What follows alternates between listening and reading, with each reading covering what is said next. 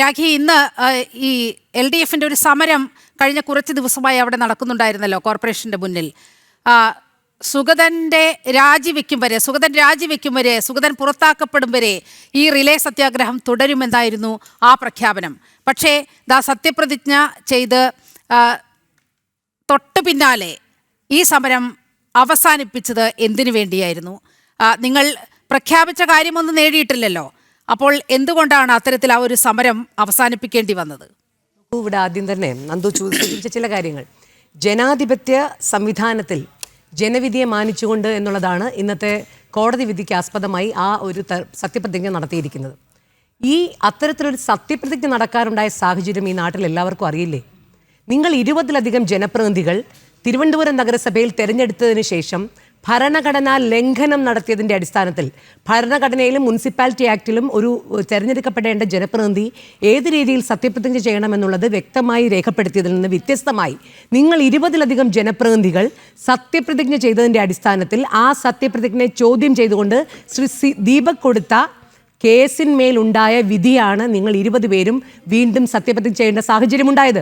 അപ്പോൾ ജനാധിപത്യ ധ്വംസനവും അതോടൊപ്പം ഭരണഘടനാ ലംഘനവും നടത്തിയത് ഏത് രാഷ്ട്രീയ പ്രസ്ഥാനമാണ് എന്നുള്ളത് ആദ്യം വിശദീകരിക്കണം. പിന്നെ നിങ്ങൾ ഈ സൂചിപ്പിച്ചതുപോലെ ഇപ്പോഴുണ്ടായ വിധി, ഈ വിധി ജനാധിപത്യത്തിൻ്റെ വിധിയാണ് എന്നുള്ളത് ജസ്റ്റിസ് സൂചിപ്പിച്ചപ്പോൾ അദ്ദേഹം തന്നെ പറഞ്ഞു അസാധാരണമായിട്ടുള്ളൊരു സംഭവം. കാരണം നിങ്ങൾ പറഞ്ഞതുപോലെ സുഗതനെ സത്യപ്രതിജ്ഞ ചെയ്യിക്കാനും അതിനു വേണ്ടിയിട്ടായിരുന്നില്ല ഞങ്ങൾ സുഗതനെ ഈ സംവിധാനത്തിൽ നിന്ന് പുറത്താക്കണമെന്നുള്ളത് തന്നെയാണ് ഞങ്ങളുടെ ഇപ്പോഴത്തെയും ആവശ്യം. ഇപ്പോൾ നിങ്ങൾ മനസ്സിലാക്കണം, ആ കോടതി വിധിക്ക് അനുസൃതമായി ഞങ്ങൾ നേടിയ വിജയത്തിൻ്റെ അടിസ്ഥാനത്തിൽ ഈ നാട്ടിലെ ജനാധിപത്യത്തിനും ഭരണഘടനയ്ക്കും ഏറ്റവും ഒരു വിജയമായിരുന്നു ആ കോടതി വിധി.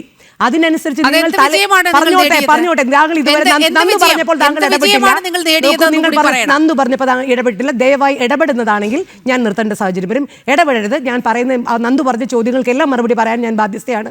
ഞാൻ പറഞ്ഞിരിക്കും. അതുകൊണ്ട് ദയവായി അതിനകത്ത് ഇടപെടൽ നടത്തരുത്. ഒരു കാര്യം, ജനാധിപത്യത്തിൻ്റെ വിധി എന്ന് പറയുന്നത് 20 പേർ സത്യപ്രതിജ്ഞ ചെയ്യുമ്പോൾ ഈശ്വരനാമത്തിലോ ദൃഢപ്രതിജ്ഞയോ മാത്രം ചെയ്യുന്ന സാഹചര്യത്തിൽ വിവിധങ്ങളായിട്ടുള്ള ദൈവങ്ങളുടെ പേരിൽ നിങ്ങൾ വിധി അല്ലെങ്കിൽ സത്യപ്രതിജ്ഞ ചെയ്ത് തികച്ചും മര്യാദയല്ല, അത് ലംഘനമാണ് എന്ന് ചൂണ്ടിക്കാണിക്കുകയും ആ വിധിന്യായം നിങ്ങളൊന്നെടുത്ത് പരിശോധിക്കണം.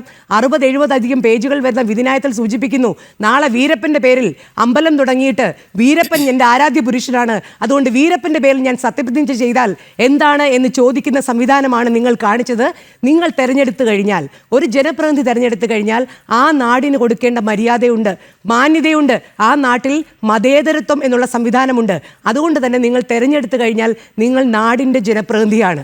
അതുകൊണ്ട് ഭരണഘടനാനുസൃതമായി നിങ്ങൾ പ്രവർത്തിക്കണം എന്ന് സൂചിപ്പിച്ചുകൊണ്ടാണ് തലയിൽ മുണ്ടുകൊണ്ടിട്ടുകൊണ്ട് ആരെയും അറിയിക്കാതെ കൗൺസിൽ ഹാളിൽ പോലും നടത്താതെ രഹസ്യമായി കോൺഫറൻസ് ഹാളിൽ വെച്ച് 19 പേരെ തൊട്ടടുത്ത് അന്ന് തന്നെ വൈകുന്നേരം ആരാ സത്യപ്രതിജ്ഞ ചെയ്യിച്ചതെന്ന് എല്ലാവർക്കും അറിയാമല്ലോ. അതൊന്ന്. രണ്ടാമത്തെ വിഷയം, ഇന്നിപ്പം നിങ്ങൾ സത്യപ്രതിജ്ഞ ചെയ്യാൻ പോയപ്പോൾ ഞങ്ങൾക്ക് ആ കോടതിയെ ഞങ്ങൾ മാനിക്കുകയാണ്. കാരണം ഈ തിരുവനന്തപുരത്ത് അയാൾ തിരിച്ചു കയറാനുള്ള ബാധ്യതയില്ല. തിരുവനന്തപുരം നഗരസഭാ കൗൺസിൽ ഹാളിൽ ഈ 6 മാസക്കാലത്തേക്ക് അയാൾ പ്രവേശിക്കാൻ പാടില്ല എന്നുള്ളത് കൊണ്ട് തന്നെ ആ കോടതി വിധി ഞങ്ങൾക്ക് വളരെ സന്തോഷകരമായിട്ടുള്ള വിധിയാണ്.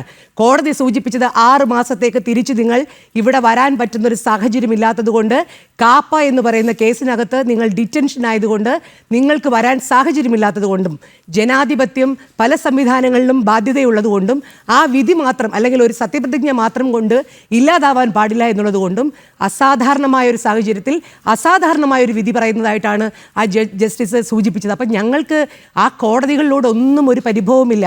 കോടതികൾ ഞങ്ങൾക്ക് വേണ്ടി പ്രവർത്തിച്ചവരാണ്, അല്ലെങ്കിൽ ജനാധിപത്യത്തിന് വേണ്ടി പ്രവർത്തിച്ചവരാണ്, ഭരണഘടനാ മര്യാദകൾ പാലിച്ചതാണ്. നിങ്ങൾ പിന്നെ കുറേയധികം നന്ദു എത്ര മാനുഷികപരമായി നാട്ടിലുള്ള എല്ലാവരെയും ചീത്ത വിളിക്കാനുള്ള ഒരു സാഹചര്യമല്ല. നിങ്ങൾ ഇവിടെ ആസനത്തിൽ ആല് കളിച്ചതിനെ കുറിച്ച് പറഞ്ഞു. ആരാണ്? നിങ്ങൾക്കാണത് ഭൂഷണമായി നിൽക്കുന്നത്. ഞങ്ങൾ അതിനെക്കുറിച്ച് പറയണില്ല.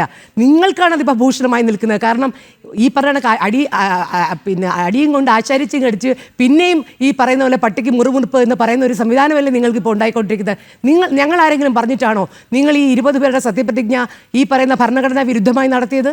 അതിനുശേഷം കോടതി ഒരു വിധി ഉണ്ടായപ്പോൾ കാപ്പ കേസിലെ പിന്നെ സുഗതൻ അതിനു മുമ്പേ കാപ്പ കേസിലെ പ്രതി സുഗതൻ ജയിലിലായി കഴിഞ്ഞിരിക്കുന്നു. അപ്പോൾ സ്വാഭാവികമായും അത്തരത്തിലൊരു സാഹചര്യത്തിൽ നിങ്ങളല്ലേ നാണം കെട്ടത്? നിങ്ങളല്ലേ ഇപ്പോൾ അപമാനിതരായി ഈ തിരുവനന്തപുരത്ത് നിങ്ങൾ മാറാത്തതെല്ലാം മാറ്റിയത്? നിങ്ങൾ ഇങ്ങനല്ലേ? പിന്നെ നിങ്ങൾ കുറേ അധികം ആൾക്കാരെ ഇവിടെ അസഭ്യം പറയുന്നത് കേട്ടു.